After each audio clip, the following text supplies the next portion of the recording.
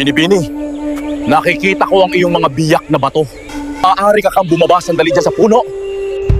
Ginoong mangangalakal, ano po ang maitututlong ko?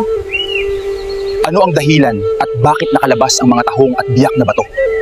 Sapagkat kami ay mahirap, kaya at wala kaming kakayahang bumili ng bagong tipan. Puros butas at lumang tipan na lang ang meron kami, kaya't wala na rin isa-isa'y isuot. Kawawa ka naman. Narito ang ginto at ibili mo ng bagong panty. Humayo ka.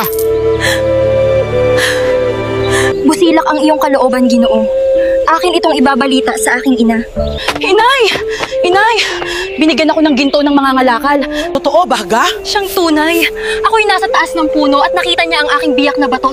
Hayaan mo ako ang umakyat sa puno at baka mas malaki ang ibigay ng mga ngalakal sa akin. Ginang! Anong ginagawa mo dyan sa taas ng puno? Bakit nakalitaw ang iyong tiyak-biyak na ito?